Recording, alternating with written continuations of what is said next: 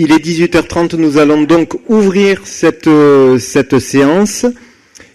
Je vous informe que Monsieur Jérôme Darparens m'a donné procuration et que Monsieur Patrick Roucaud, qui devra partir à 20h15 si le conseil municipal n'est pas fini, a donné procuration à Monsieur Déré. Préciser que le quorum étant atteint, le conseil municipal peut donc délibérer. Est-ce que Monsieur Constantin et Madame Le Cendre vont venir? D'accord, très bien. Nous allons désigner une secrétaire de séance. Je vous propose Élodie Loer, puisqu'elle est spécialiste du rôle, elle est parfaite. Donc Élodie, très bien. Je rappelle à tous de bien parler dans le micro, puisque ce conseil municipal est enregistré et qu'il est diffusé ensuite sur le site internet de la mairie. Donc merci d'allumer systématiquement votre micro si vous prenez la parole. C'est important pour les citoyens qui veulent écouter. Indiquez également que sur le point numéro 17, concernant les tablés de vie, qu'il a été ajouté le prix d'entrée à la bodega, mais on y reviendra avec Marie-Joëlle Maille tout à l'heure, le prix d'entrée qui sera de 3 €. Indiquez également qu'il y a une question diverse de Dominique Bullet, et donc cette question sera bien sûr évoquée en fin de conseil. Dominique pourra poser la question et j'y répondrai. Nous pouvons commencer l'ordre du jour avec comme premier point des propos introductifs pour informer le conseil municipal de sujets sur lesquels nous n'avons pas délibéré pour le moment en conseil. C'est important aussi d'expliquer à tous les Vicois qu'il n'y a pas que le conseil municipal qui décide de certaines choses et qu'au quotidien, la mairie travaille et depuis 2 mois et demi, nous avons lancé beaucoup de sujets. Donc nous avons mis en place de nouvelles règles sur le stationnement depuis le 10 juin. Donc je rappelle à tous ce qui était fait donc avant qu'on arrive. Il y avait une zone dite limitée à 2 heures qui avait été mise en place des allées de Gaulle jusqu'au Bigourdan. Nous avons décidé de consulter la population, on a fait une réunion publique ici en mairie et donc on est ressorti avec la proposition suivante: seule la place de la République et les allées Joffre, donc les allées Joffre, c'est celles qui sont le long du canal côté Halles, ces 2 zones restent limitées à 2 heures. Pour toutes les autres zones de la ville, vous aurez un trottoir limité à 2 heures et un trottoir qui redevient illimité. Puisque ce qui est ressorti des discussions que nous avons eues avec les Vicois, c'est que certes, ce nouveau système permettait un turnover beaucoup plus important et éviter des voitures ventouses. En revanche, il y avait une problématique forte pour les personnes à mobilité réduite, pour un certain type de commerce, les coiffeurs, les tatoueurs, les restaurateurs, qui ont besoin de plus de 3 heures. Et surtout, c'était devenu vraiment un enfer pour les habitants qui habitaient en centre-ville et qui n'avaient pas de parking. Donc il fallait trouver un compromis, et le compromis qui a été décidé, c'est celui de faire donc moitié-moitié entre illimité et limité à 2 heures. Nous avons également mis un nouveau sens de circulation rue Foch, qui là aussi est opérationnel depuis le 10 juin. Donc là aussi, je rappelle la philosophie. La philosophie, c'était de bloquer le flux de voitures, qu'il y ait le moins de voitures possible dans cette rue, pour plusieurs raisons. 1, parce que les piétons et cyclistes, qui étaient pourtant prioritaires, vivaient l'enfer, puisque les voitures continuaient à passer et à très forte vitesse. Ensuite, il fallait trouver une solution, puisque tout le monde l'a remarqué, la chaussée était en train de partir en vrille, alors que ça fait à peine 3 ans que cette rue a été refaite. Donc il fallait absolument là aussi trouver une solution pour que les voitures passent de moins en moins et surtout abîment de moins en moins la voirie. Donc ce qui a été décidé, c'est qu'on peut rentrer des 2 côtés, donc côté mairie et côté boulangerie d'Eman, et que tout le monde ressort au niveau de la rue des Promenades, direction le parking des allées de Gaulle.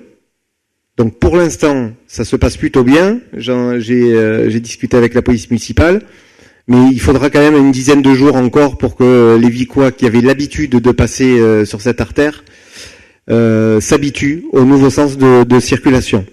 Mais en tous les cas, les premiers échos sont positifs, autant au niveau de la population que de la plupart des commerçants, qui trouvent les gens beaucoup plus paisibles dans la rue. Donc voilà ce qu'on peut dire à cette étape, sachant qu'on s'est donné 6 mois, c'est une phase test, et on se reverra tous au bout de 6 mois pour voir ce qui fonctionne et ce qui fonctionne pas. Vous dire également que nous avons entamé autour de Pierre Claverie une réflexion sur l'identité visuelle de la ville.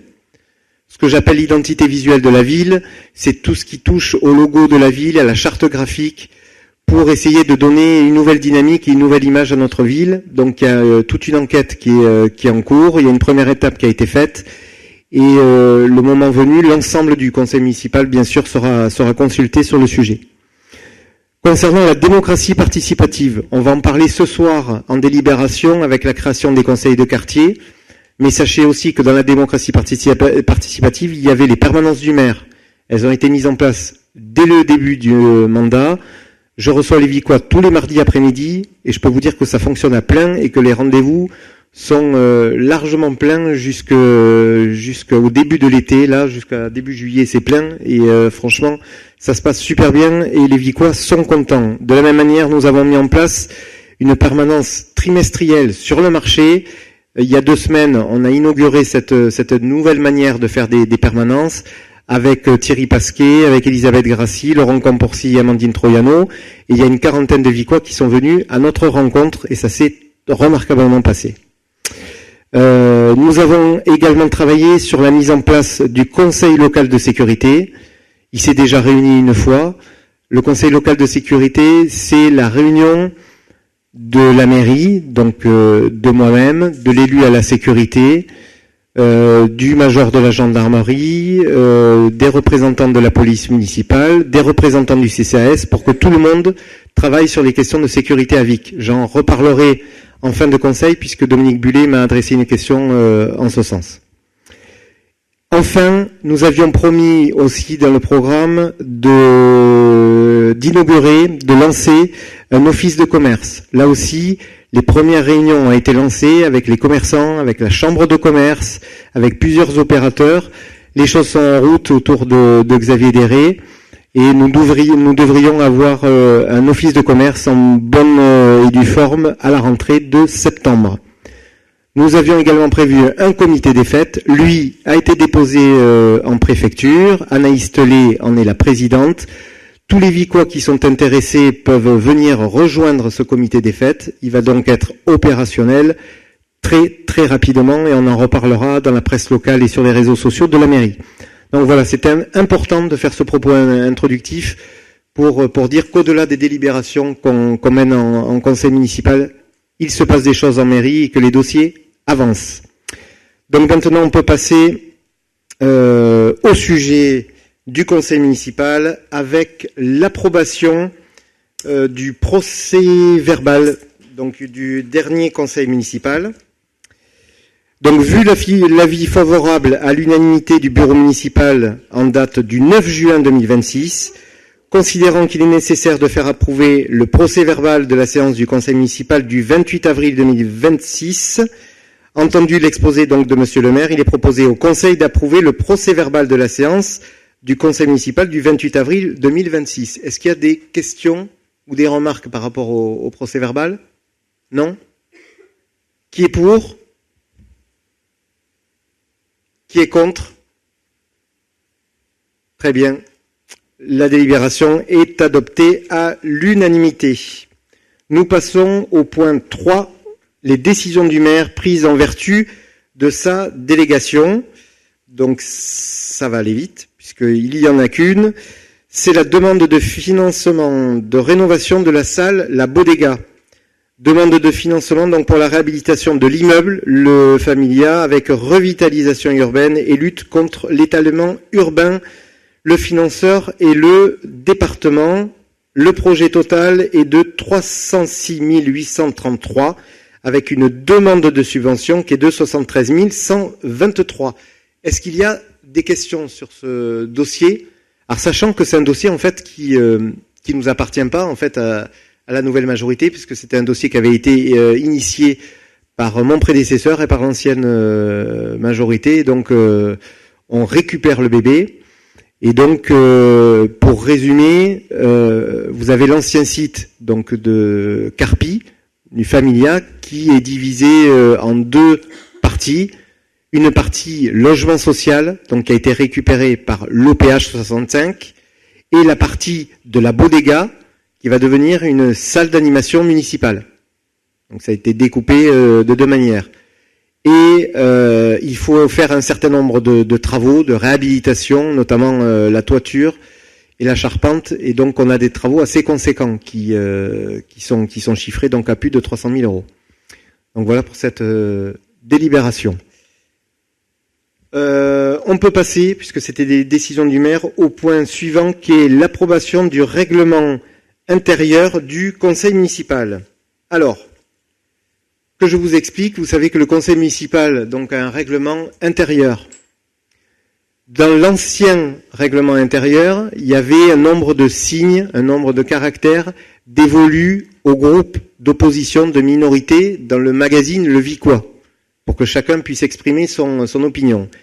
Il se trouve qu'aujourd'hui, on a deux groupes dans la minorité, un groupe représenté par 5 élus, et Dominique Bullet, qui lui est tout seul dans son groupe. Et donc, il est important pour nous, de manière démocratique, que Dominique Bullet puisse également s'exprimer dans le Vicois. Et donc, on propose une modification du règlement intérieur du conseil municipal. Donc, vu la loi d'orientation du 6 février 1992 relative à l'administration territoriale de la République prévoyant l'obligation pour les conseils municipaux des communes de plus de 3500 habitants de se doter d'un règlement intérieur qui doit être adopté dans les 6 mois qui suivent son installation, vu la proposition de règlement intérieur du conseil municipal présentée en annexe, il est donc proposé au conseil municipal d'adopter, donc avec ce changement, le règlement intérieur du conseil municipal pour le mandat 2026-2032 tel qu'annexé à la présente délibération. Qui est pour? Oui, attendez. Il y a une intervention de monsieur Bullet. Allez-y. Bonsoir. Je tenais juste à vous remercier pour cet acte démocratique. Merci beaucoup. Merci, monsieur Bullet. On passe au vote. Qui est pour? Qui est contre? C'est parfait. Délibération adoptée à l'unanimité. Nous passons au point suivant, qui est le point numéro 5, qui est la création d'une commission communication. Alors, que je vous explique, que ce soit dans le mandat précédent ou au début de ce mandat, il n'était pas prévu d'avoir une commission et une délégation communication. Et puis, au fur et à mesure de nos avancées, on s'est rendu compte qu'il était nécessaire qu'un élu fasse l'intermédiaire entre les agents et le conseil municipal pour driver toute cette partie communication. Donc j'ai proposé à monsieur Xavier Déré donc de prendre la commission communication et la délégation. Donc j'en suis ravi. Si vous avez des questions par rapport à ça, les groupes de la minorité, monsieur Bullet. Oui, merci. En fait, non, c'était juste savoir un petit peu le fil de cette communication. En fait, c'est pour améliorer la communication de la mairie ou améliorer la communication entre les élus. C'est juste. Ah, mais oui, très bonne question. Quand je parle de communication, c'est la communication au sens large du terme. C'est le suivi du service communication de la mairie, et donc ça touche autant à la com externe qu'à la com interne. D'accord, merci. Voilà, merci. C'est les deux. Est-ce qu'il y a des questions dans le groupe de monsieur Constantin par rapport à la création de la nouvelle commission? Non? Alors, il faut désigner des membres de cette commission. Donc, il doit y avoir 5 membres de la majorité. Il nous faut 2 membres, c'est ça, du groupe de monsieur Constantin, et un membre donc chez monsieur Bullet. Dominique Bullet, vous voulez faire partie de cette commission? Avec grand plaisir, oui. Très bien.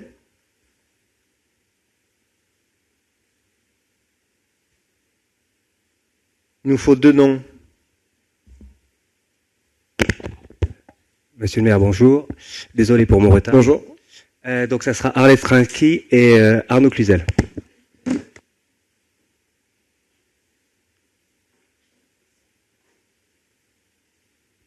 Parmi la majorité, Monsieur Derré, est-ce que vous savez qui sont les membres désignés? Allumez votre micro, parce qu'on a besoin pour l'enregistrement. Alors je pense qu'il y a Madame Maille, qui avait dit oui. Il y a Patricia. Patricia Martin. Clara. Clara Ponce. 3. Et Amandine Troyano, qu'elle a un peu de faire avec plaisir. Amandine Troyano, il me manque une personne. Et Patrick Roucault, pardon. Patrick Roucault est le 5e. Merci.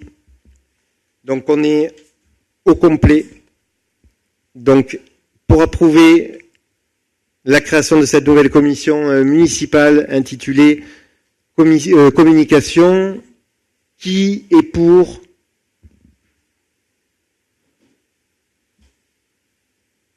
La délibération est adoptée à l'unanimité.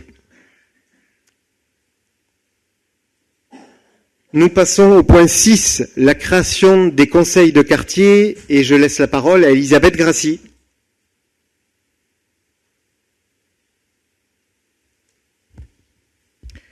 Alors cette délibération s'inscrit dans la démarche de démocratie participative que nous avons engagée au sein de la commune. L'objectif est de renforcer le dialogue entre les habitants et la municipalité, de favoriser l'expression citoyenne et de permettre à chacun de participer à la vie de son quartier. Nous avons fait le choix de découper la commune en 5 quartiers, comme nous l'avions prévu dans notre programme, afin de conserver une dimension de proximité.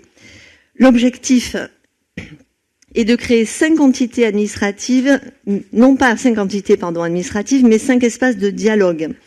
Chaque quartier disposera d'un référent de quartier, habitant du secteur, qui sera un relais de proximité. L'ensemble sera coordonné dans le cadre de la délégation à la démocratie participative afin de garantir une cohérence entre les différents quartiers. Nous avons fait le choix de ne pas attribuer aujourd'hui un nom définitif au quartier.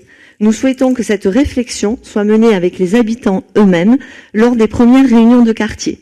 Ce seront les habitants, avec leurs référents et l'élu de quartier, qui pourront proposer un nom reflétant l'histoire, l'identité ou les particularités de leur secteur. Enfin, il est demandé au conseil municipal donc d'autoriser ces 5 quartiers. Il est demandé l'autorisation à monsieur le maire à engager les démarches nécessaires à la mise en œuvre de cette nouvelle démarche participative, notamment les actions d'information, de communication et l'organisation de l'appel à candidature destiné aux futurs membres des conseils de quartier. Merci Madame Grassi. Est-ce qu'il y a des questions sur la création des conseils de quartier? Monsieur Bullet. Concernant les conseils de quartier, ma question était, même si c'est pas mis en place, et je l'entends, est-ce que chaque conseil de quartier pourra avoir accès à une salle pour se réunir? Bon, alors la Montanière et Saint-Onis, ça pose pas de problème, mais pour le quartier du centre-ville ou des Américains, est-ce qu'il y aura des salles à disposition? Alors c'est une très bonne... Si ça marche. C'est une très bonne question. Il y aura bien entendu des lieux qui seront mis à disposition de chaque quartier. J'ai une dernière question. Donc vous avez dit que pour rentrer dans ces conseils de quartier, tout le monde peut y rentrer, à condition bien sûr qu'il habite dans le quartier. Il n'y a aucun fait qui fait qu'on puisse interdire quelqu'un de rentrer dans un conseil de quartier.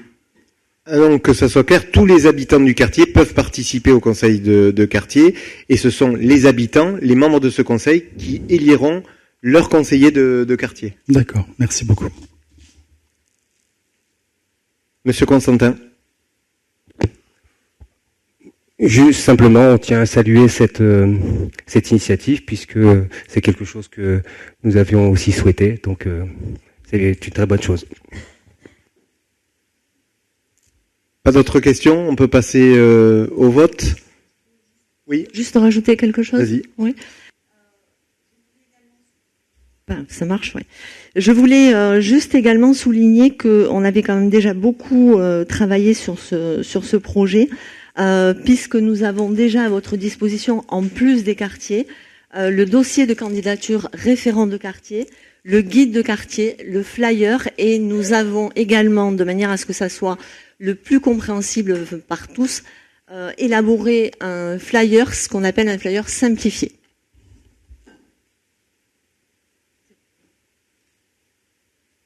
C'est bon pour tout le monde? On peut passer au vote. Donc, par rapport à la création donc, de ces conseils de quartier, qui est pour? Qui est contre? Délibération adoptée à l'unanimité. Merci à tous et bravo à Elisabeth Grassi au service de la mairie qui travaille beaucoup depuis plusieurs semaines sur cette création. Nous passons au point 7 qui est un sujet délicat. Vous allez comprendre pourquoi, et un dossier qui aurait pu être traité depuis longtemps en mairie qui ne l'a pas été. Je laisse la parole à Monsieur Pasquier pour la modification de la redevance du service public d'assainissement collectif.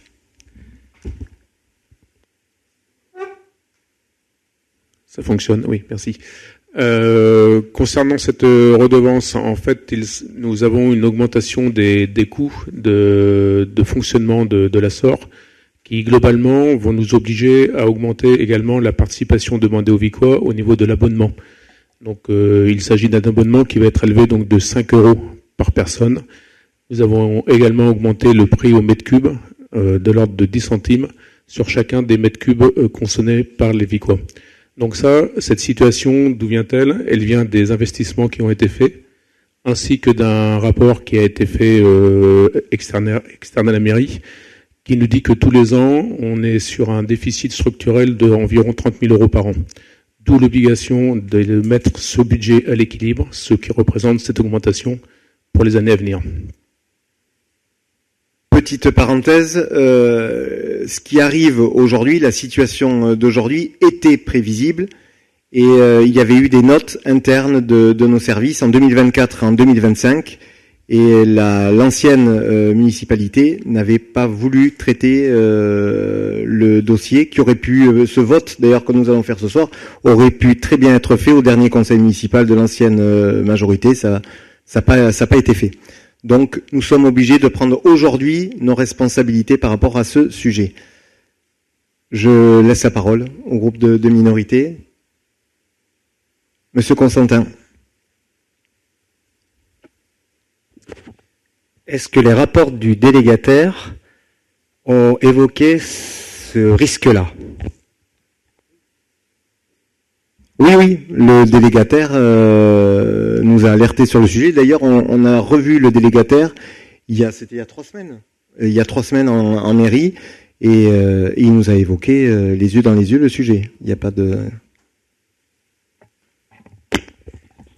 Alors, je précise, est-ce que le délégataire, lors de sa présentation de son rapport annuel, donc, a présenté ce risque à l'ensemble du conseil municipal précédent?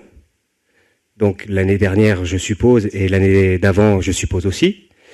Et donc du coup, apparemment, il y a eu des notes internes je suppose, des techniciens au maire, donc sortant, et à l'ancienne municipalité. Est-ce qu'on pourrait avoir donc ces notes qui ont été rédigées? Oui.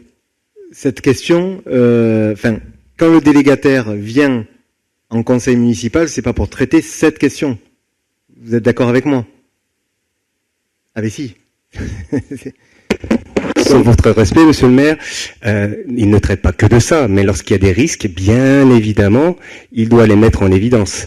Donc sinon, il ne joue pas son rôle de conseil auprès de l'autorité territoriale. Alors, en tous les cas, il l'a fait au niveau de la mairie, et encore une fois, je le répète, la mairie était au courant de cette situation. Il y a eu des notes internes qui ont été faites, donc c'est le choix de la municipalité précédente de ne pas avoir traité ce dossier. Le délégataire en a informé la mairie, et les services de la mairie ont traité la chose. Après, c'était le choix de mon prédécesseur et le choix des élus municipaux de la précédente municipalité de ne pas avoir traité ce sujet.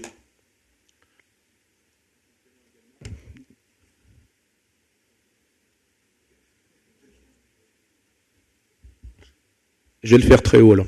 En complément, si vous vous souvenez des vœux de M. Clément Menet l'année dernière, il avait évoqué ce point-là sur la tarification de l'eau comme étant un point à traiter avec une augmentation annoncée des tarifs. Donc il était en pleine connaissance de cause de ce sujet-là. Et il avait énoncé ce sujet-là et le sujet du trinquet comme étant un sujet sous surveillance. Donc c'était les deux points sur lesquels il avait mis en garde à l'époque, l'ensemble, pas mis en garde, mais il avait commencé à préparer les Vicois à ces augmentations qui vont être donc de 13 € par an et de 24 centimes par mètre cube. C'est pas un fait nouveau pour lui. Enfin, pour lui, c'était pas un fait nouveau. Et autre ajout, puisque la directrice générale des services vient de m'informer que la précédente élue aux finances avait alerté aussi sur la situation. C'était un choix de mon prédécesseur, encore une fois, de retarder l'échéance. Bon, sur ce sujet-là, juste 2-3 mots. Donc du coup, vous évoquez des notes internes en tant que conseillers municipaux, s'il est possible de pouvoir en avoir connaissance, ça serait grandement utile. Et 2, donc du coup, nous avons des élus ici présents et même dans mon groupe. Donc, je pense que ce sujet aurait dû alerter un certain nombre de personnes. Moi, je vous dis juste que, en tout cas personnellement, je ne voterai pas une augmentation de tarifs puisque c'était un engagement de campagne que nous avions, de faire très attention au porte-monnaie des Vicois. Donc, il n'y a rien de personnel, mais en tout cas, sans éléments plus détaillés, ça nous est difficile de voter une augmentation de tarifs. Monsieur Constantin, je pense que Laurent Campourcy me rejoindra et complétera. Cette réflexion me surprend, Monsieur Constantin, vu que vous avez été directeur général des services, vous savez comment fonctionnent les budgets. Vous savez que les budgets annexes, il y a les budgets qui sont obligatoires et les budgets qui sont facultatifs. Or, celui-là est obligatoire, celui de l'assainissement. Et vous savez très bien que dans ce cadre-là, il ne peut pas y avoir de subvention d'un budget à un autre. Donc, il n'y a qu'une seule solution pour résoudre le problème. Je le sais pertinemment, monsieur le maire, mais je maintiens, je ne voterai pas et nous ne voterons pas une augmentation de tarifs donc qui sera imposée aux Vicois. Mais je le sais pertinemment. Monsieur Campourcy. Juste rajouter que effectivement on est sur un SPIC, donc on n'a pas d'autre choix. Il y a deux budgets qui sont comme ça, c'est l'eau et l'assainissement, et il est interdit de présenter un budget en déficit sur un SPIC.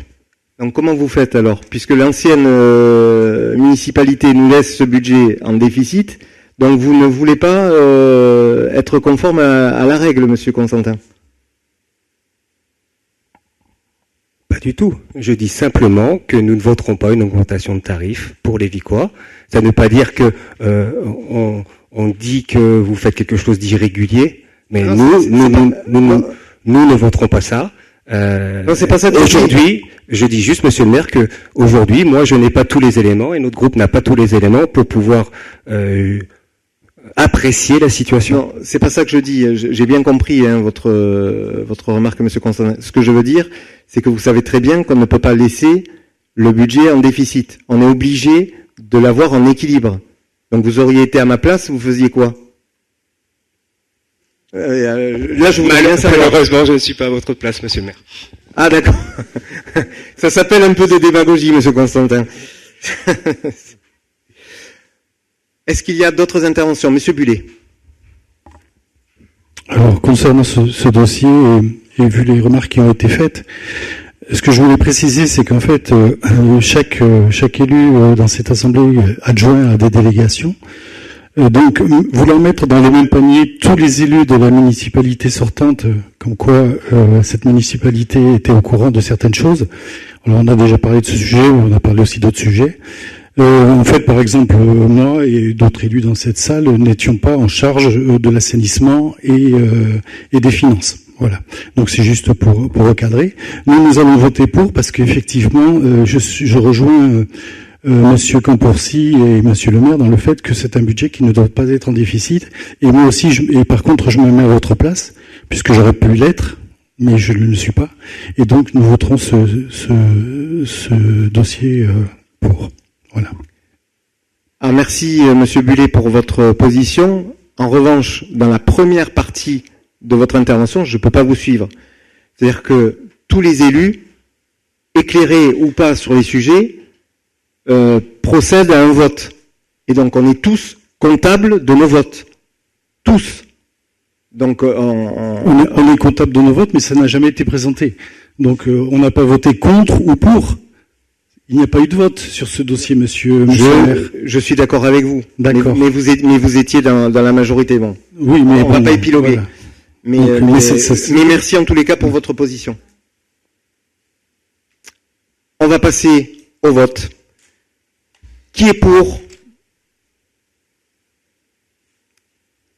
Qui est contre? Très bien. La délibération est adoptée. Nous passons au point suivant, qui est un sujet important, puisque c'est l'attribution des subventions aux associations donc pour l'exercice 2026. Et le rapporteur est monsieur Laurent Janca. Monsieur Janca, vous avez la parole. Bonsoir. Donc pour cette année, nous proposons au conseil municipal de redonner en intégralité les subventions qui ont été attribuées l'année dernière. Pour une raison simple, c'est qu'on n'a vraiment pas eu le temps de se pencher sur le sujet en fait, parce que nous on souhaite remettre à l'étude tout le système d'attribution des subventions. C'est un travail qui est assez fastidieux. Donc avec Monsieur Pasquet, on est en train de rencontrer tous les présidents d'associations pour faire le point avec eux, revoir tout ce qui va pas, la remise à jour des fiches. Et la ligne budgétaire était déjà prévue dans l'ancien budget budget de l'ancienne majorité, pardon. Donc on reporte tout pour cette année. Il y a juste 2 petits changements. Les tablés de vie n'existent plus, donc les 1 500 € sont supprimés sur cette ligne. Et le judo club vicois qui repart et qui redemande une subvention, et il y a 1 000 € d'attribués. Sinon les autres sont reportés en intégralité pour cette année. Donc on verra après sur les subventions complémentaires en fin d'année si on peut faire des ajustements, mais pour l'heure on laisse tel quel par rapport à l'année dernière. Merci Monsieur Janca. La parole est à Monsieur Pasquet, puisqu'il est garant des subventions qui sont délivrées aux associations sportives. Alors si je me fâche pas trop avec le micro, voilà, donc c'est bon. Juste en complément, effectivement, pour rappel, c'est pour bien éclairer les choses. En fait, les subventions se donnent en 2 temps. Il y a un premier temps où environ 60% de la subvention est donnée, et il y a une seconde partie de subvention qui est donnée en fin d'année. Alors pourquoi c'est important de rencontrer les clubs? Je vais prendre juste la rencontre qu'on a eue la semaine dernière avec Thomas pour le club de basket. En fait, les associations, elles évoluent. Donc, l'association de judo, par exemple, qui est représentée par Monsieur Foulon aujourd'hui, je sais que c'est une association qui redémarre, donc qui progressivement demande de plus en plus de subventions pour revenir à ce que c'était initialement. L'association de basket, en les rencontrant cette année, on a vu qu'ils avaient créé, par exemple, une nouvelle section, qui est une section de sport adapté, qui demande beaucoup d'énergie, beaucoup de nouvelles ressources. Et en parallèle, ils ont plus 9% de croissance sur leurs effectifs. Donc ça, c'est bien entendu des choses qui, en plus des résultats sportifs et de leur participation à la vie communale, fait qu'on va adopter en fin d'année un budget qui va prendre en compte de ces événements. Mais pour ça, il faut les rencontrer tous, et il y a 85 associations sur la commune. Dernier point, tout ce qu'on vous présente là, c'était vu en commission mixte qui s'est bien déroulée, on était globalement d'accord sur ce principe. Est-ce qu'il y a des questions? Monsieur Bullet, vous avez la parole. Est-ce que vous comptez toujours opérer sous le même fonctionnement, c'est-à-dire une première salve de subventions au mois d'avril et une deuxième salve en fonction des animations et de l'implication des associations? Oui. Donc je vous remercie pour cette continuité qui date du mandat précédent. Et là, par contre, là, j'en assume toute la responsabilité, puisqu'avec quelques collègues, nous étions à la fois... en fait, vous avez bien tenu compte des subventions données à toutes les associations par rapport au mandat précédent. Voilà, merci. Merci, Monsieur Bullet. Monsieur Constantin.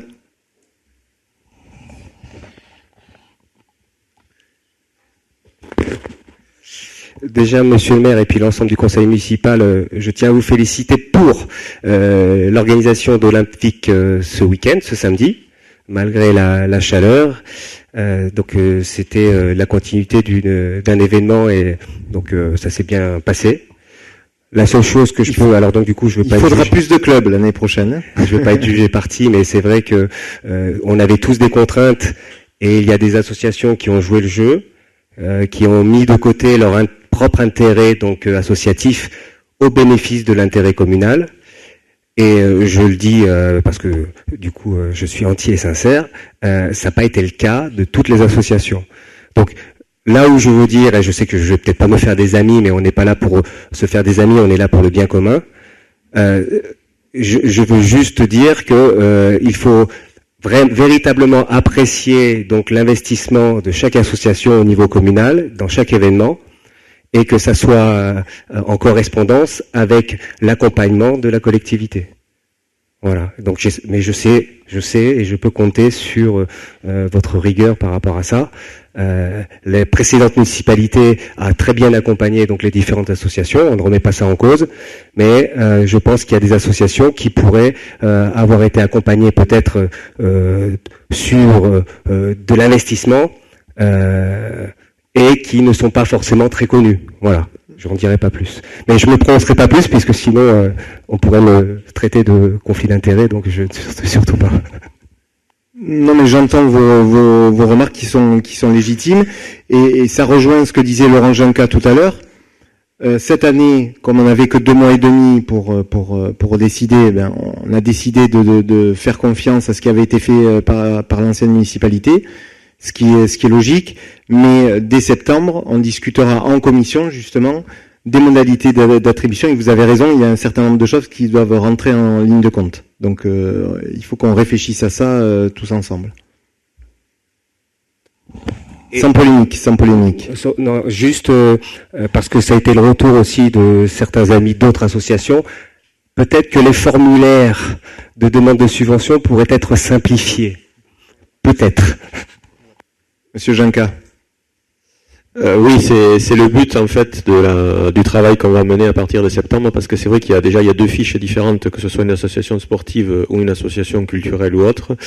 Après, il y a un souci de remplissage de ces fiches qui est très compliqué, parce qu'on a des statistiques là-dessus et il apparaît que 50% des fiches sont remplies.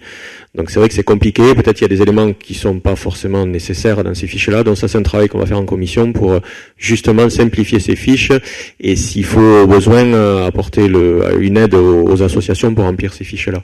Mais c'est vrai que c'est un travail à faire pour harmoniser tout cela. Monsieur Pasquet. Et en complément, l'intérêt de rencontrer les AG, c'est de prendre les informations à la source. Donc je reprends l'exemple du basket, avoir les effectifs, les pourcentages de progression, les résultats, etc. C'est des choses qu'on a collectées en direct en participant aux AG, et on s'est donné comme mission de participer à 100% des AG. Je ne sais pas si on va y arriver, mais on va faire en sorte de participer à chaque AG. Monsieur Bullet. Je voudrais revenir sur le comité des fêtes, qui est une association, on est bien d'accord. C'était trop tard pour qu'elle demande une subvention. C'était trop tard. C'était trop tard. Elle vient à peine d'être déposée en préfecture, et ils n'ont pas reçu le retour du journal officiel. Donc c'est. Donc elle l'aura au mois d'octobre. Au moment des complémentaires. D'accord. Donc très bien, parce que vous savez que pour un comité des fêtes, il faut quand même un fonds de roulement, notamment pour démarrer certaines activités. Merci. Est-ce qu'il y a d'autres questions? Non? Bon, mais on peut passer au vote alors pour l'attribution des subventions. Qui est pour? Qui est contre? La délibération est donc adoptée à l'unanimité. Nous passons à des dossiers urbanisme. Donc je vais prendre le relais comme Jérôme Darparins n'est pas là. Alors, pour bien comprendre le sujet, parce que là aussi c'est un peu comme l'assainissement, c'est la reprise d'un dossier compliqué qui est en mairie depuis 4 ans et qui n'avait pas été résolu et qui a eu des conséquences dramatiques, notamment pour les clubs sportifs. Je vous explique. Sur la partie des terrains des Arcales, donc les terrains de sport qui sont situés aux Arcales, il y avait avant une liaison entre les Arcales et Ménoni qui permettait aux jeunes de traverser d'un terrain à l'autre. Il s'est trouvé que la propriétaire de ces terrains a loué à un moment donné à quelqu'un Ces terrains, il y a mis des animaux dessus et il y a eu des discussions qui ont mal tourné entre le nouveau propriétaire, puisque depuis il a acheté les terrains, et mon prédécesseur. Donc il y a eu des changements de direction d'un côté et de l'autre, et on n'est pas arrivé à trouver une solution, et ce dossier a duré 4 ans. On a reçu donc le propriétaire en mairie, donc qui nous a dit qu'il avait d'abord eu un accord avec mon prédécesseur, puis que les choses ont évolué et que donc, comme les discussions se passaient mal, il a clôturé l'ensemble des terrains, ce qui faisait que les jeunes ne pouvaient plus passer. Or, notamment en fin de journée, faire passer des petits de 10-11 ans sur la route pour faire le tour, pour rejoindre le terrain, c'était, pour moi, inadmissible. Donc quand on est arrivé, j'ai demandé à rencontrer le propriétaire en lui expliquant qu'il fallait qu'on trouve une solution parce qu'il fallait absolument que les jeunes puissent repasser au milieu. Donc du coup, il y a 2 choses qui sont entrées en ligne de compte. Un échange sans soulte de parcelles, donc de parcelles équivalentes, puisqu'il est resté sur cette partie des Arcalès un bout de terrain à la mairie. Donc ce qu'on a proposé, c'est de retrouver le chemin donc entre les 2 terrains, que nos services vont réaménager en régie, et en échange avec le terrain de la mairie. C'est à peu près la même superficie. Et dans le même temps, c'est pour ça que je dis que les 2 sujets sont liés, le propriétaire nous avait demandé un renseignement sur une parcelle que nous avons à la Eraille, qui a aucune utilité pour nous, puisqu'elle est située contre la station d'épuration, avec une toute partie constructible sur cette parcelle. Et donc, on a demandé une expertise domaniale, et la personne donc achète au niveau de l'expertise domaniale. Voilà où on en est. Et enfin, au bout de 4 ans, on est sorti de l'impasse dans laquelle on était, et on va pouvoir retrouver cet accès pour les gamins. Est-ce que vous avez des questions ?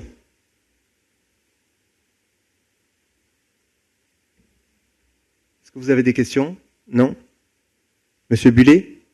Donc ce que je vous propose, c'est qu'on va faire l'une après l'autre, la 9 et la 10. Donc la 9, je vous lis tout. Approuver l'échange foncier sans soulte entre la commune de Vic-en-Bigorre et monsieur Sabrino Reynard sur la parcelle communale cadastrée section BT 186, chemin de Suzac d'une contenance de 1000 m², et donc sur une bande de terrain d'une largeur de 6 mètres à détacher de la parcelle cadastrée appartenant à M. Sabrino Reynard pour une superficie équivalente d'environ 1000 m² avant arpentage, dont l'emprise définitive sera déterminée par géomètre expert. Autoriser M. le maire ou son représentant à signer l'acte authentique d'échange, ainsi que tout document, plan de division, document d'arpentage ou pièces nécessaires à la réalisation de cette opération foncière. Qui est pour ?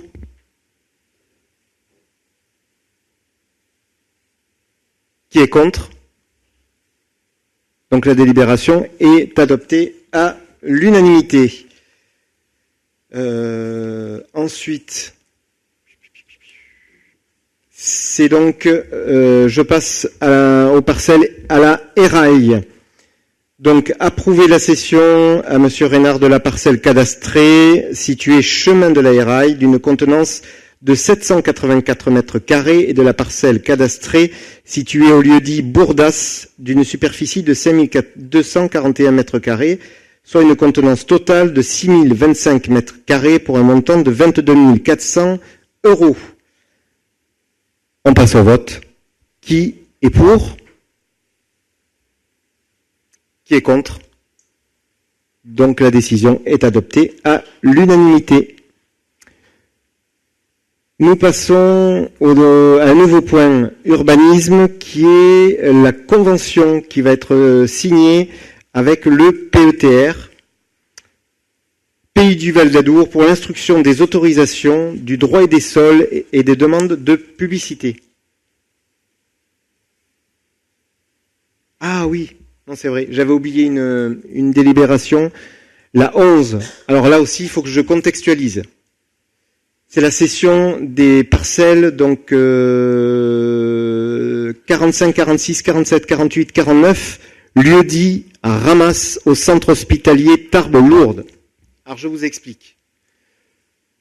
Nous allons avoir un nouvel EHPAD qui va arriver à Vic. Alors au début, le calendrier était 2030-2031 au début des discussions.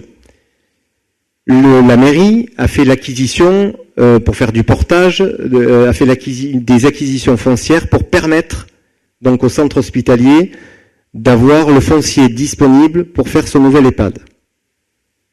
Et il se trouve que nous n'aurons pas toutes les parcelles qui seront cédées au centre hospitalier, puisqu'il y a 3 parcelles qui restent dans l'escarcelle de la mairie parce que le centre hospitalier n'en a pas besoin, ce qui nous pose d'ailleurs un souci, puisque nous sommes sur une zone où on ne pourra pas vendre au privé les terrains.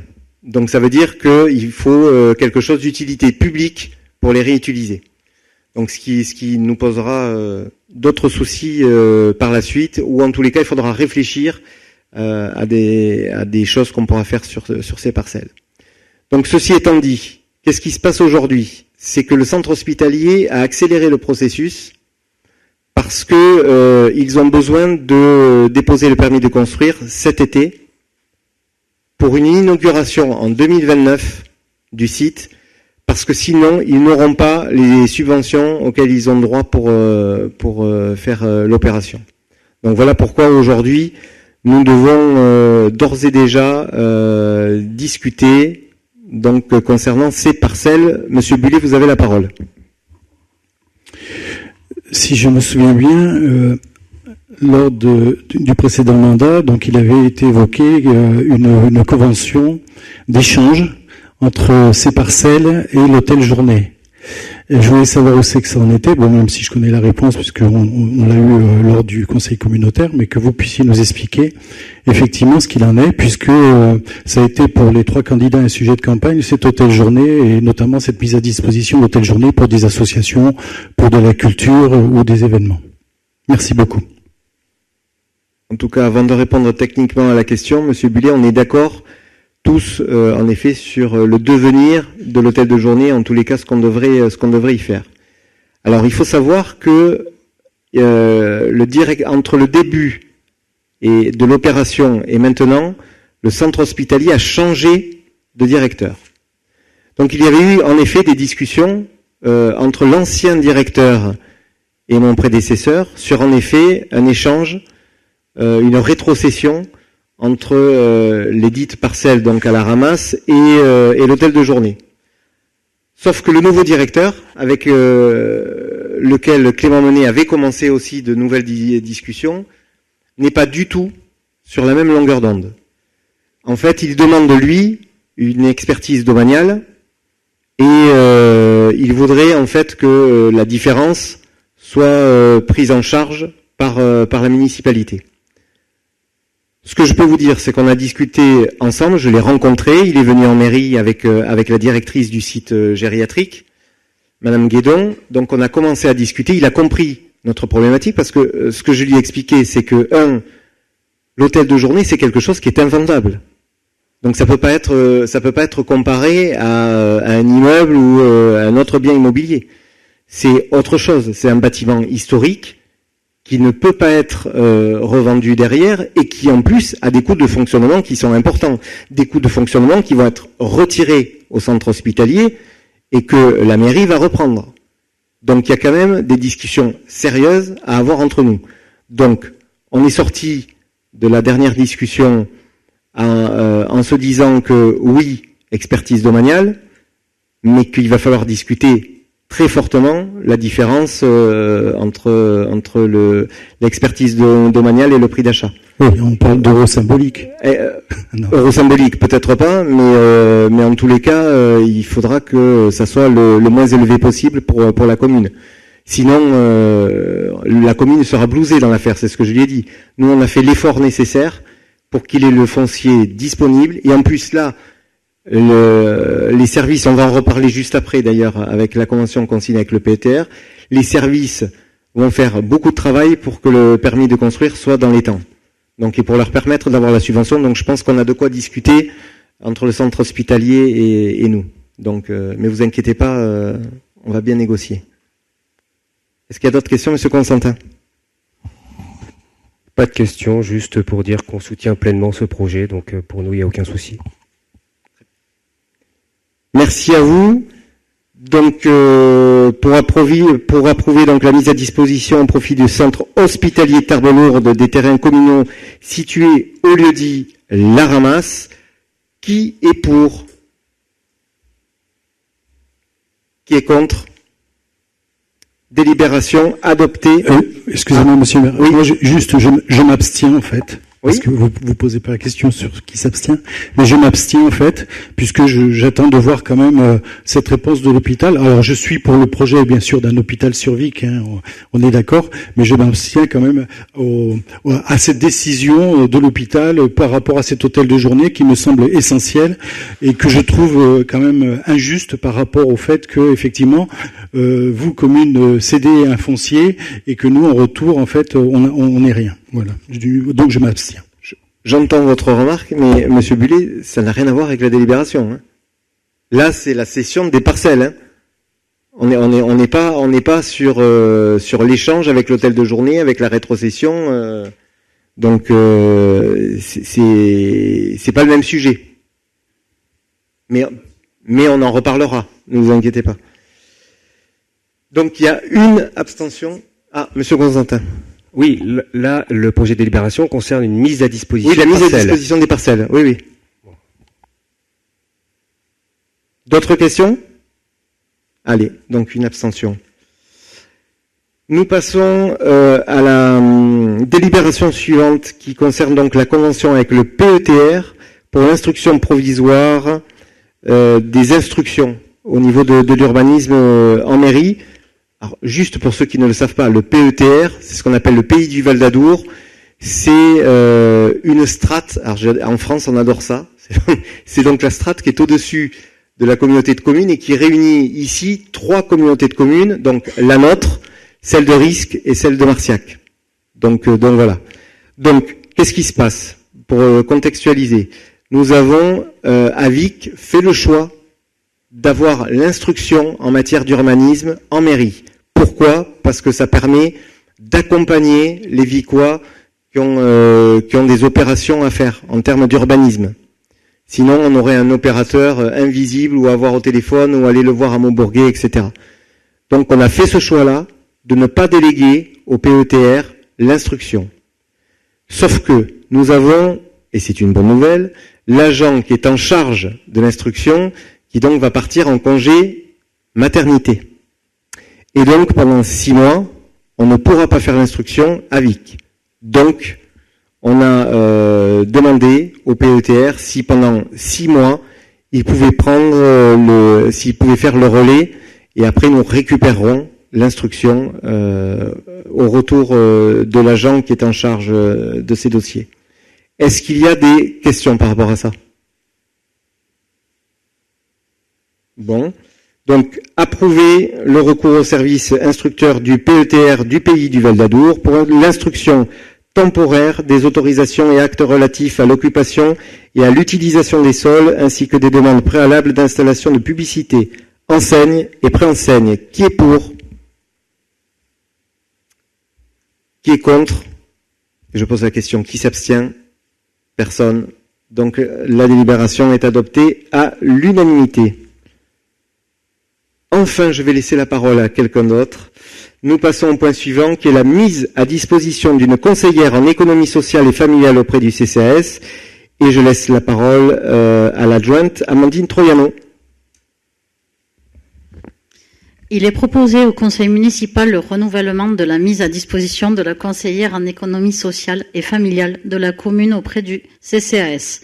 Cet agent, employé par la commune, exerce les fonctions de responsable du CCAS.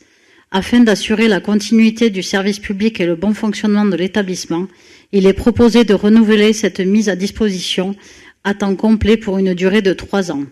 Conformément aux dispositions réglementaires applicables, cette mise à disposition fait l'objet d'une convention entre la commune et le CCAS. La délibération autorise également Monsieur le maire à signer l'ensemble des documents nécessaires à sa mise en œuvre. En clair, il s'agit d'un truc assez simple, c'est qu'on a donc un agent de la collectivité qui est mis à disposition du CCAS pour en être la responsable. Donc voilà, c'est juste une reconduction. Est-ce qu'il y a des questions? Non? On passe au vote. Qui est pour? Qui est contre? Qui s'abstient? La délibération donc est adoptée à l'unanimité.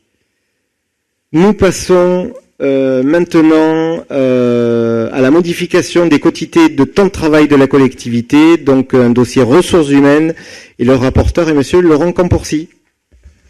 Merci, monsieur le maire. Donc en fait, suite à une demande d'une collaboratrice de modifier le temps de travail, il a été décidé de proposer au conseil municipal le passage de 37 heures à 36 heures, ce qui impliquera moins de RTT pour des raisons personnelles, mais on l'appliquera à l'ensemble du service dans la mesure où le fonctionnement du service le permet. Est-ce qu'il y a des questions, monsieur Constantin? Nous n'aurons pas de questions et nous tenons à remercier monsieur Camporcy pour les réponses qu'il nous a apportées. Donc on a travaillé à distance, donc on a toutes nos réponses, donc il n'y a pas de commentaire particulier. Pour ceux qui n'ont pas suivi, c'est parce que monsieur Constantin donc n'était pas là à la commission des finances, mais il avait posé un certain nombre de questions à monsieur Laurent Camporcy qui lui a répondu. Voilà. Donc concernant la délibération, monsieur Bullet, vous avez des questions? Non? Ben, on passe au vote. Qui est pour? Qui est contre? Qui s'abstient? Nouvelle délibération donc approuvée à l'unanimité. Nous passons à la question suivante. C'est toujours les ressources humaines avec la question d'emploi saisonnier au service technique. Monsieur Camporcy. Voilà, donc comme chaque année, il est soumis au conseil municipal l'embauche de personnel en renfort pour les services techniques. Cette année, il a été proposé d'embaucher 2 personnes, puisqu'il est compliqué de trouver des emplois pour les jeunes sur notre territoire.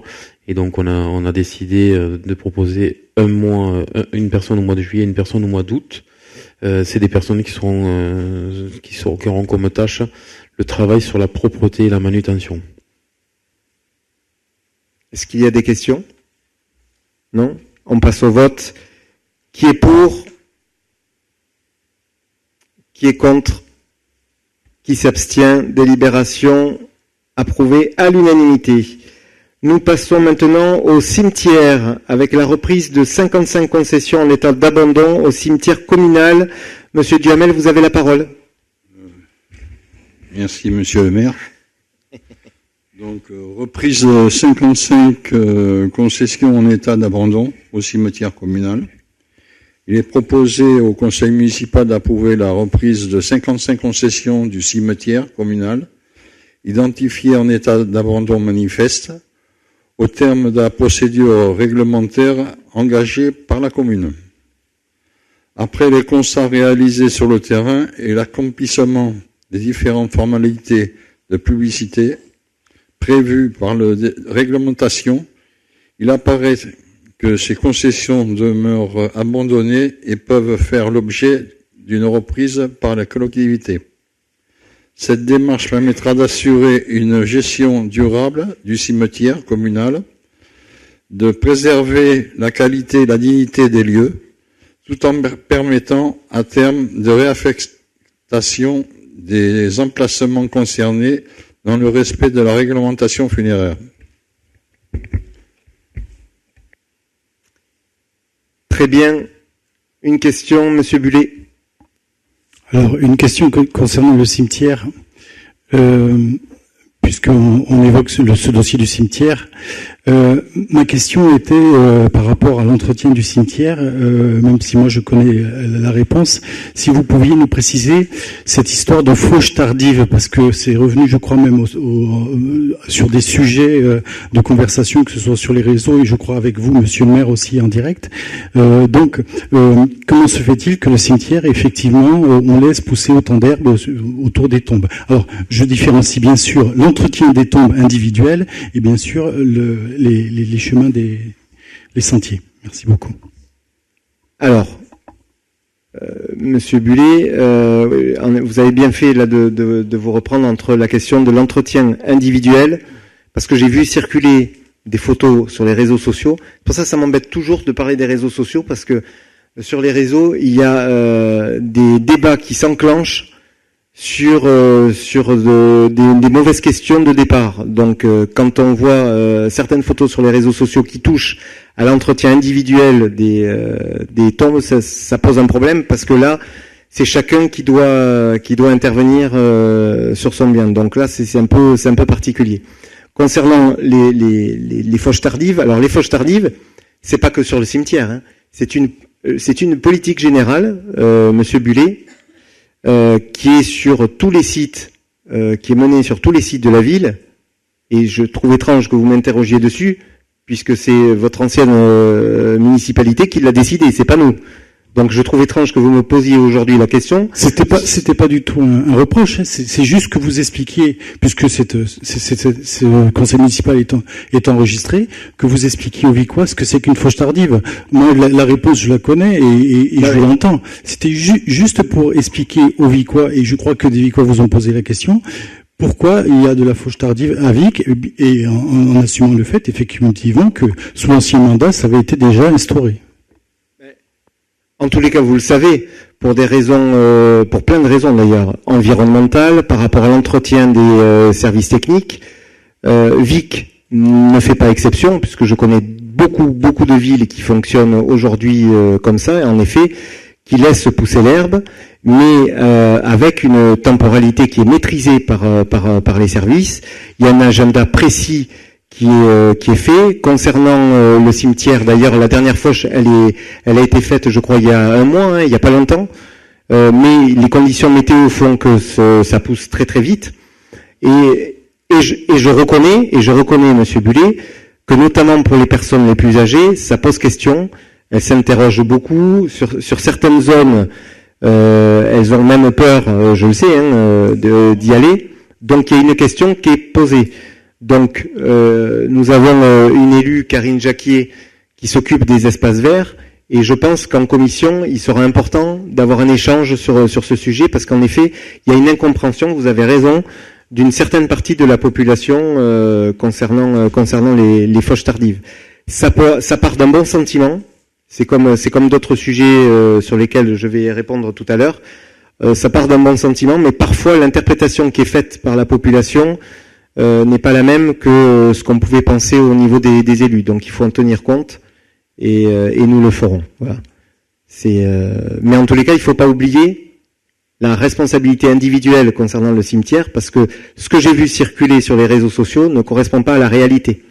Donc il ne faut pas accuser aussi la mairie de tous les maux ou les services, parce que ce n'est pas le cas, et c'est pourtant ce que j'ai lu sur les réseaux. Donc c'est important de remettre l'église au centre du village. Est-ce qu'il y a d'autres questions ? Juste, Monsieur le maire. Oui.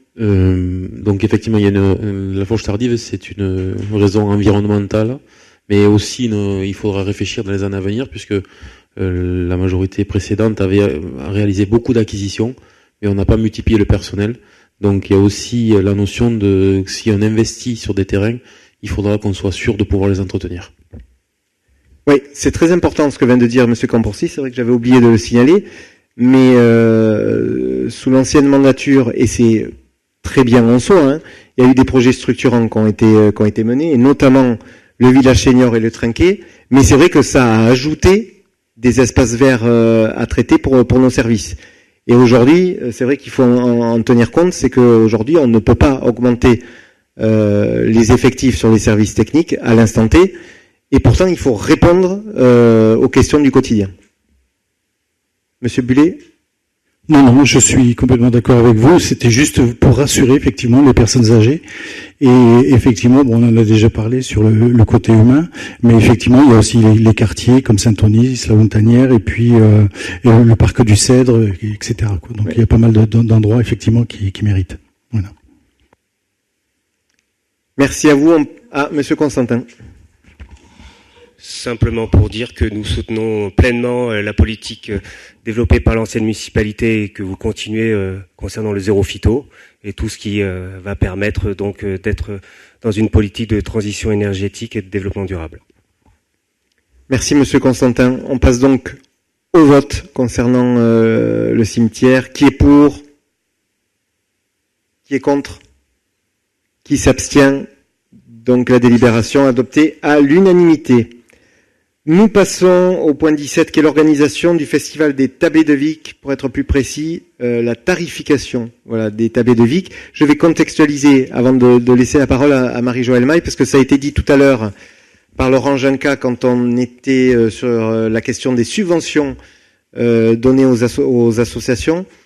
Il faut savoir que il y a peu de temps, je crois que c'était jusqu'à l'année dernière, il y avait un partage des frais entre l'association des Tablés de Vic et la mairie. Aujourd'hui, l'association n'existe plus et tous les frais inhérents au festival sont reliés à la mairie. 1, ça va permettre une transparence totale, donc c'est une bonne chose. 2, on fonctionne en régie, donc il y a une régie qui est créée à la mairie autour des Tablés de Vic. Ce qui nous oblige, à l'exercice que va nous livrer Marie-Joëlle Maille, à délibérer sur l'ensemble des tarifications du festival. Donc voilà, Marie-Joëlle, je te laisse la parole. Bonsoir à tous. Alors, vu l'intérêt public local attaché à l'organisation de cette manifestation, et la volonté de poursuivre l'organisation qui a été initiée par Monsieur Clément Menet et la gestion du Festival de la gastronomie, les Tablés de Vic, il est proposé au conseil municipal de fixer les montants des tarifs proposés dans le cadre du Festival de la gastronomie de manière suivante. Alors, je ne vais peut-être pas tout énumérer, si. Il y en a beaucoup. Je crois que vous avez tous eu. Voilà. En fait, le principe de la régie, c'est que toutes les lignes doivent être adoptées. Donc c'est pour ça que vous avez l'ensemble des tarifications. Alors, je sais que ça fait beaucoup, mais on doit passer par là. Donc je vous lis tout ou non, Monsieur Bullet? Non, ce que je propose. C'est gentil, merci. Non, Marie-Joëlle, ce que je propose, c'est que tu fasses partager tout ce qui est tarification, menu, entrée, et par contre après, on laissera pour le reste. D'accord. Alors, pour le menu du jeudi, il est à 62 €. Ça, c'est plus un sujet, c'est complet. C'est complet. Le menu du vendredi et du samedi, le menu adulte est à 36 €. En tarif réduit, il est à 25 €. Tarif de groupe pour plus de 10 personnes, 32 €. Menu enfant, 15 €. Et menu enfant réduit, tarif réduit, 12 €. Le menu du dimanche, menu adulte 22 €, menu enfant 10 € et tarif réduit 18 €. Pour les autres tarifs, l'assiette de tapas est à 15 €, les boissons soft 2 €, l'eau 1 €, l'eau pétillante 50 centilitres 2 €, la vente du verre en verre, pour ceux qui veulent boire le vin dans un verre en verre, 2 €, les boissons les boissons sans alcool, avec alcool, pardon.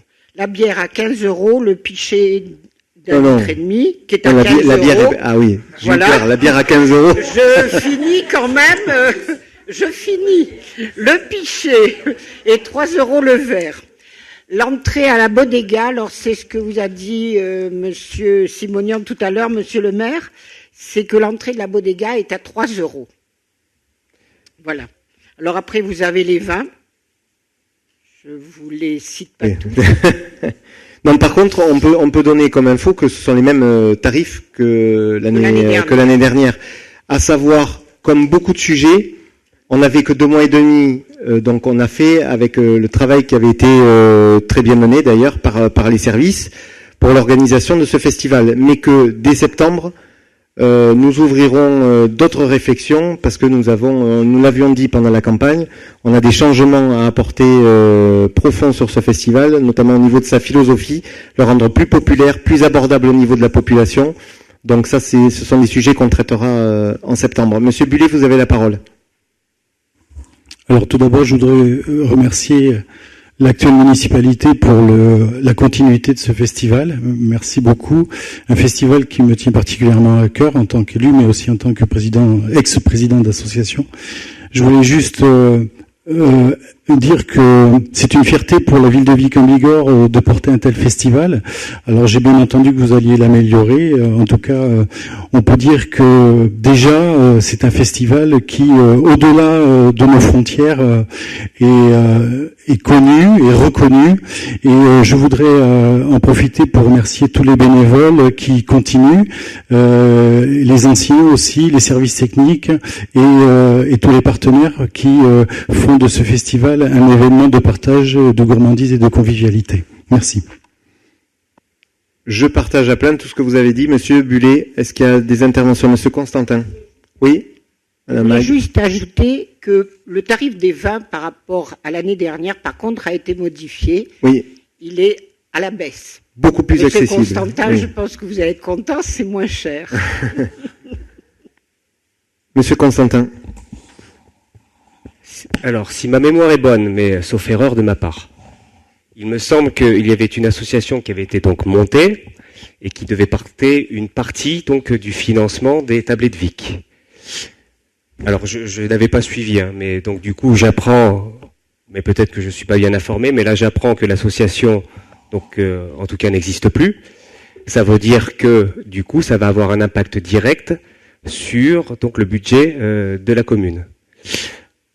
Ou alors, peut-être que je me trompe. Voilà. Et je voudrais juste connaître, on voudrait identifier en fait les conséquences que la cessation d'activité de cette association a sur le budget communal. Alors, je voulais juste vous dire que l'association, j'étais trésorière de cette association, donc je peux vous répondre. On avait une subvention l'année dernière de la mairie de Vic pour payer une infime partie, plus ou moins quand même. Il ne faut pas dire on avait 1500 € de subvention de la mairie de Vic pour aider, pour l'association, qui nous a permis de payer des t-shirts que nous donnons aux bénévoles et une partie des pépites, les fameuses pépites des tablés. Voilà.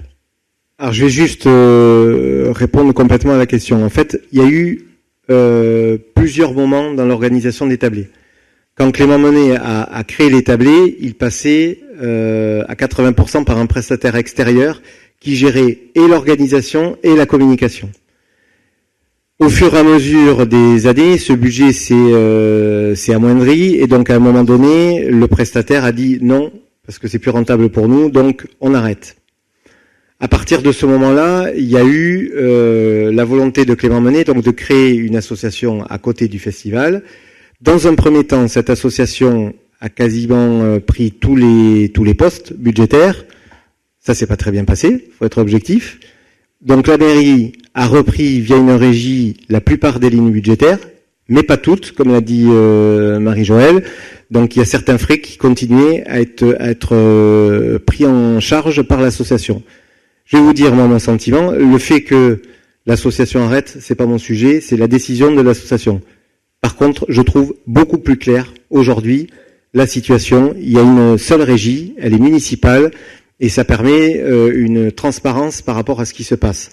Par rapport à votre question sur les finances, structurellement, 90% des festivals en France sont déficitaires. Les tablés de Vic n'échappent pas à la règle. Donc, structurellement, selon les années, il y a entre 10 000 et 25 000 euros de déficit. Voilà. Il faut le savoir, c'est structurel. Et aujourd'hui, nous, au niveau de la nouvelle municipalité, on assume cet état de fait. Donc je ne sais pas si l'ancienne municipalité l'assumait ou pas. Je trouve que non, parce que j'ai jamais trouvé transparent la manière dont on communiquait sur les chiffres au niveau des tablés, mais ça depuis des années. Mais par contre, aujourd'hui, nous on dit, on est prêt à assumer le fait qu'il y ait une légère perte sur le festival, mais on va essayer de la maîtriser le mieux possible. À titre d'exemple, l'année dernière, le déficit n'a été que de 12 000 euros. Donc ça veut dire que tout a été bien maîtrisé au niveau des lignes budgétaires. Donc ça, il faut le souligner. Il y a eu un très bon travail qui a été fait. Et pour qu'il y ait quasiment plus de déficit au niveau de ce festival, c'est Xavier Déré qui s'en occupera à la rentrée de septembre. Nous avons fait le choix de créer un club d'entreprise autour des tablés de Vic, comme c'est le cas au niveau de Jazz in Marciac. Ça va permettre aux entreprises, de défiscaliser leurs dons au festival, et c'est le club d'entreprise qui sera le partenaire du festival.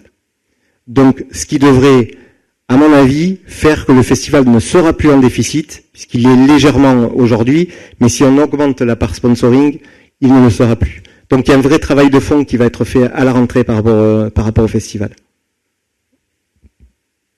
Monsieur Constantin. Juste, pour le prévisionnel, le déficit, il est estimé à combien pour cette édition? Il est estimé entre 16 et 17 000 euros.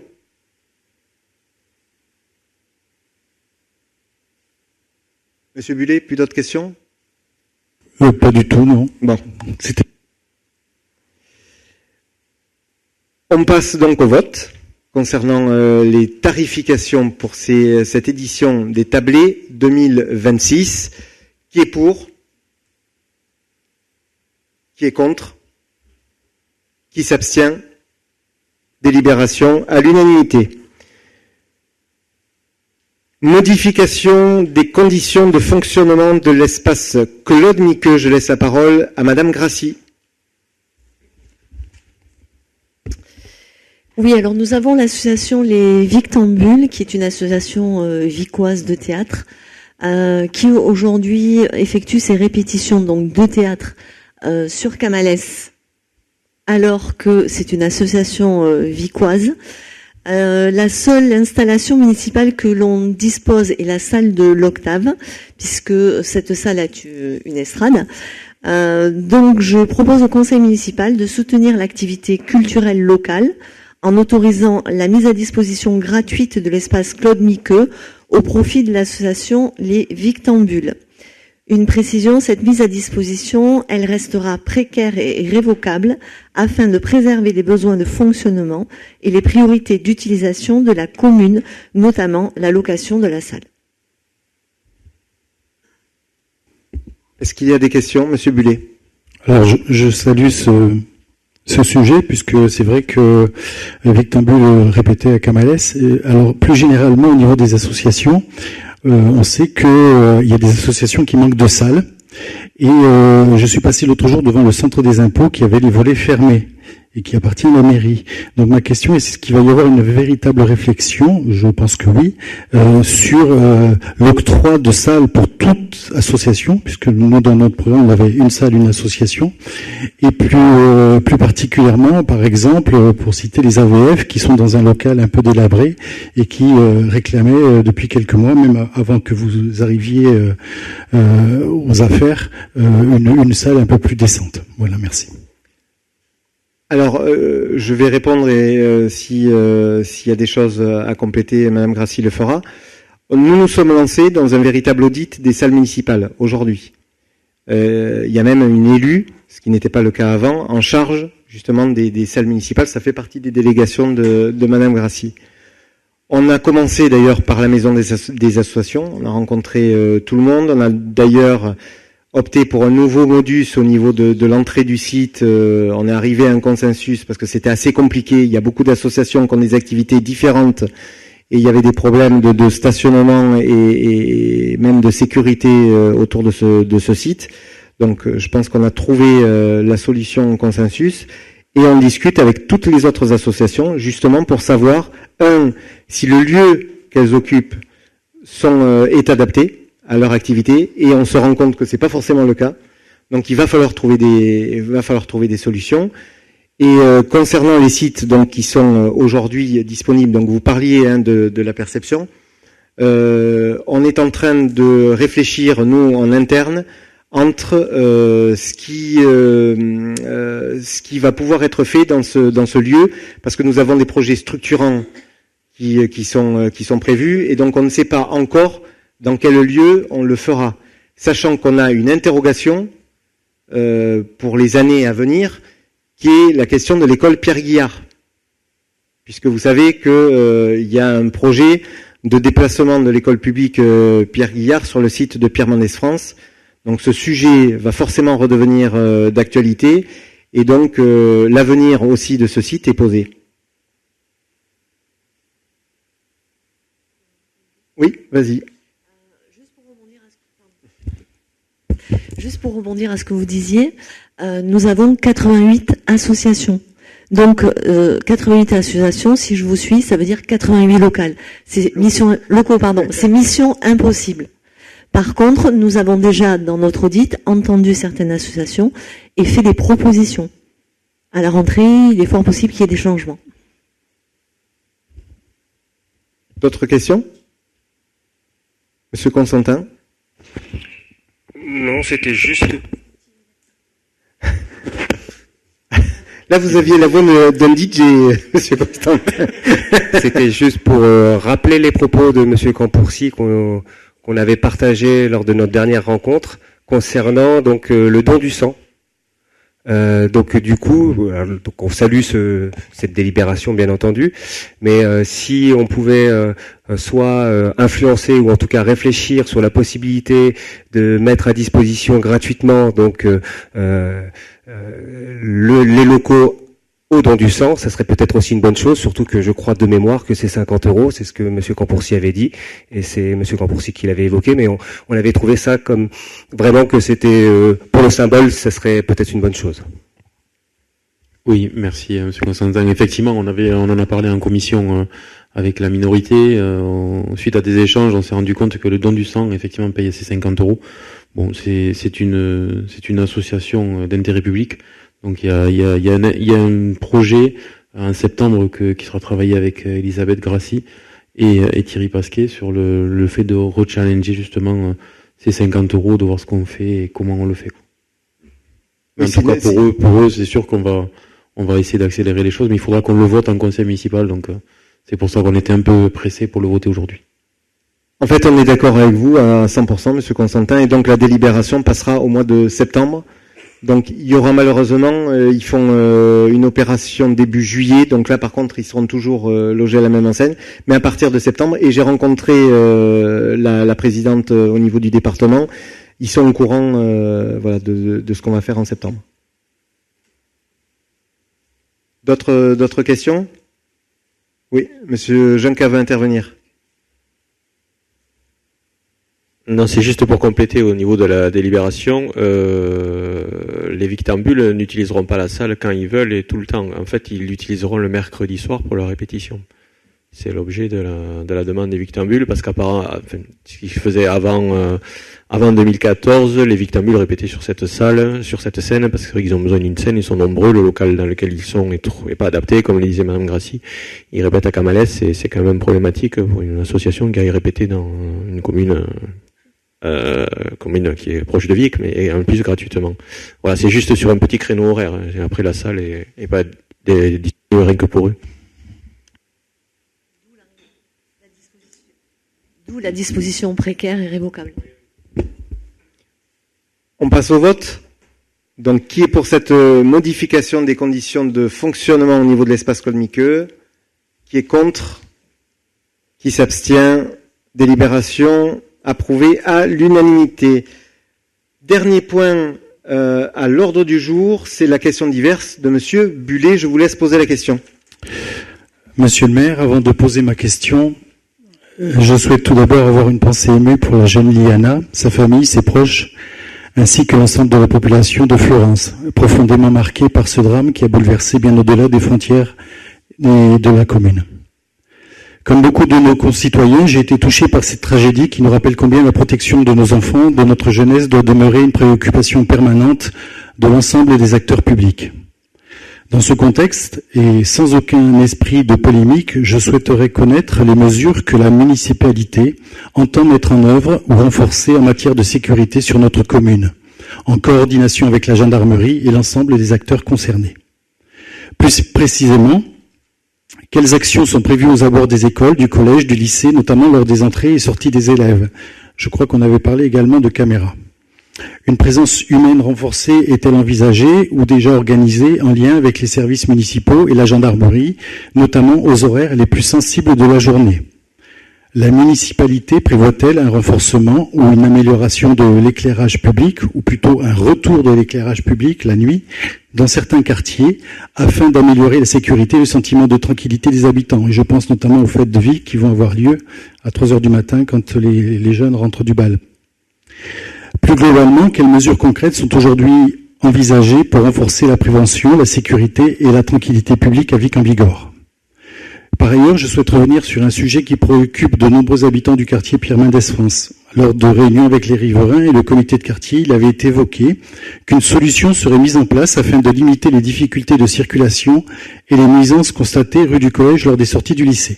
Alors, je sais que vous allez me répondre qu'on arrive sur les vacances scolaires, mais il avait été annoncé qu'une sortie des élèves pourrait être organisée par un chemin privé donnant accès vers le parking Weldom avec la présence d'un gardien chargé d'encadrer ce dispositif. Gardien, d'ailleurs, je précise, qui serait pris moitié-moitié entre la communauté des communes et la commune. Cette perspective avait suscité beaucoup d'espoir et suscite beaucoup d'espoir chez les habitants du quartier qui voient une réponse concrète aux problèmes rencontrés quotidiennement en matière de circulation, de stationnement et de sécurité. Je souhaiterais donc savoir où en est aujourd'hui ce projet. Les discussions avec les différents partenaires concernés ont-elles abouti? Cette solution est-elle toujours envisagée par la municipalité? Alors évidemment, vous êtes là que depuis 3 mois, hein, donc je modère quand même. Si ce n'est plus le cas, quelles alternatives sont aujourd'hui à l'étude pour répondre aux attentes des riverains et améliorer la sécurité ainsi que la fluidité de la circulation dans ce secteur? Enfin, est-ce que vous pouvez nous indiquer un calendrier prévisionnel, certainement à la rentrée, concernant ce dossier? Je vous remercie pour toutes les précisions que vous pourrez apporter. N'y voyez aucune polémique, c'est juste des questions et ce n'est pas le fait de dire que vous ne faites pas, bien au contraire, je suis persuadé que vous allez faire. Merci beaucoup. Merci Monsieur Bullet pour, j'allais pas dire votre question, mais vos questions, parce qu'il y en a beaucoup. Vous avez raison de dire qu'on a tous été touchés par la tragédie de la petite Liana. Et votre question, en fait, me permet de rendre hommage au maire de Fleurance, à mon collègue Grégory Bobato, parce qu'il se trouve que c'est un ami proche et que je sais ce qu'il a traversé. Et que je trouve qu'il l'a fait avec courage, avec empathie et surtout avec toute la sincérité et discrétion qu'il fallait dans ce moment-là. Et donc je salue Grégory et les habitants de Fleurance parce qu'ils viennent de traverser quand même quelque chose d'assez tragique. Une fois dit tout ça, Monsieur Bullet, je trouve regrettable de se servir de ce moment, de faire le lien avec tous les dossiers sécurité qui touchent Vic. Je trouve que c'est un peu limite dans le timing, puisque la petite Liana a été enterrée vendredi. Je pense que comme l'ont demandé ses parents, il y a un moment quand même on doit tous avoir un moment de respiration, et que je pense que les sujets que vous avez évoqués, que ce soit à Vic ou ailleurs, ne datent pas de maintenant, ne datent pas de l'affaire Liana, et pour un grand nombre de sujets, et je vais les traiter un par un. Encore une fois, l'ancienne majorité ne les a peut-être pas tous traités, et c'est pour ça que je trouve un peu délicat de poser ces questions-là maintenant. Mais puisque vous posez les questions, on va y répondre. On va répondre à toutes les questions. Donc la première, quelles actions sont prévues aux abords des écoles, du collège et du lycée, notamment lors des entrées et sorties des élèves? Donc, en effet, là aussi, c'est ce que je disais à l'instant, il faut être objectif, Monsieur Bullet, ce dossier-là ne date pas d'aujourd'hui. C'est pas le 15 juin 2026 qu'on doit s'inquiéter des abords du lycée et du collège, des problématiques qui touchent nos jeunes, de certaines agressions dont on entend parler. Voilà, il faut raison garder quand même sur ces dossiers. Ceci étant dit, en accord avec la gendarmerie qu'on a rencontré longuement avec Philippe Frulin, avec Philippe Duhamel, avec Thierry Pasquet, il y a tout un parc de vidéosurveillance donc qui avait déjà été à l'étude par l'équipe précédente. On a regardé ce plan, à 2 exceptions près, on garde tout ce qui avait été tracé par nos prédécesseurs. Et donc, la ligne budgétaire est claire et nous allons le faire le plus rapidement possible. Et la gendarmerie a validé tous les sites, y compris les abords des établissements scolaires, pour répondre à votre question. D'ailleurs, ce qui me fait dire, Monsieur Bullet, d'ailleurs, en parlant des caméras de vidéosurveillance, que pendant la campagne électorale, et c'était une différence qu'il y avait entre nous, pas avec Monsieur Constantin d'ailleurs sur ce sujet-là, mais avec vous, c'est que vous vouliez privilégier l'humain à la technologie. Ah, attendez, Monsieur Bullet, si vous ne me laissez pas finir, je réponds à vos questions quand même. Donc, vous disiez privilégier l'humain à la technologie. Moi, ce que je vous dis aujourd'hui, c'est que l'un ne peut pas se faire sans l'autre, qu'on a besoin des deux. Que si on a des caméras, il faut des gens pour regarder les caméras. Mais que par contre, ces caméras, elles permettent de résoudre un grand nombre d'affaires. Et je vous le dis, Monsieur Bullet, après chacun croit ce qu'il croit, mais pendant des années, j'ai été dans un bureau à côté du centre vidéo de la collectivité. Aujourd'hui, depuis mon bureau, je vois aussi ce qui s'y passe. C'est quasi quotidiennement que les gendarmes viennent pour regarder les vidéos en mairie. Donc ça, il faut en avoir conscience. Et ça permet, je vous jure, de résoudre beaucoup d'affaires. Donc, l'humain, oui, mais il faut aussi la technologie, il faut les deux. Voilà, il faut les deux. Ensuite, une présence humaine renforcée est-elle envisagée ou déjà organisée en lien avec les services municipaux et la gendarmerie, notamment aux horaires les plus sensibles de la journée? Alors, il faut que vous sachiez qu'aujourd'hui, donc, tout est fait au mieux pour que ça soit le cas, et très souvent, nos policiers municipaux et les gendarmes de la section de Vic sont très souvent aux abords des établissements scolaires et aux heures de pointe. Il n'empêche, et on l'a dit pendant le programme, que dans les moyens de la collectivité, durant le mandat, je dis bien pas à l'instant T parce que ce n'est pas possible, quand la section de fonctionnement le permettra, nous recruterons un agent de plus au niveau de la police municipale parce que c'est nécessaire. Et je vais même vous ajouter quelque chose. Il faudra recruter un agent supplémentaire, mais il faudra qu'il ne soit pas vicois. Parce que c'est important que les agents de la police municipale ne soient pas forcément en lien avec les habitants de la ville au quotidien. Voilà, il faut aussi une cassure à ce niveau-là, parce que sinon, voilà, on a parfois des choses qui se passent et bon, il faut traiter le sujet en local. La municipalité prévoit-elle un renforcement ou une amélioration de l'éclairage public, on en parlait tout à l'heure, dans certains quartiers, afin d'améliorer la sécurité et le sentiment de tranquillité des habitants? Alors je vais vous dire, Monsieur Bullet, vous avez raison, parce que tout au long de la campagne, et ceux qu'on fait du porte-à-porte avec moi, que ce soit Philippe Duhamel ou Karine Jacquet, avec qui j'étais souvent, ils pourraient vous le dire, cette question est revenue très souvent. Il y a des personnes, notamment âgées, qui ont peur la nuit quand il n'y a plus d'éclairage et qui ne se sentent plus en sécurité. Donc, il va falloir y réfléchir. Donc là, je demanderai à Philippe Frulin en commission sécurité de traiter le dossier, qu'il y ait un dialogue autour de ça, un échange, pour voir ce qu'on peut faire. En revanche, il y a deux choses qui doivent être dites ce soir. Un, l'éclairage public, la diminution, donc en termes de temporalité, de l'éclairage public fait que on a des économies substantielles qui ont été faites en mairie. C'est entre 30 et 50 000 euros d'économies chaque année depuis qu'on éteint l'éclairage public de minuit à 6 heures du matin. Donc ça, faut l'avoir en tête. Ensuite, on a une contrainte technique. C'est que ça ne fonctionne pas l'éclairage public rue par rue. C'est par secteur. Donc ça veut dire que si on éteint une rue, on éteint le secteur. Et autre contrainte technique, en revanche, là où il y a des caméras de vidéosurveillance, on a pour obligation, par contre, de laisser l'éclairage public en marche, ce qui explique que dans l'hypercentre, vous avez la plupart des lumières qui restent allumées la nuit.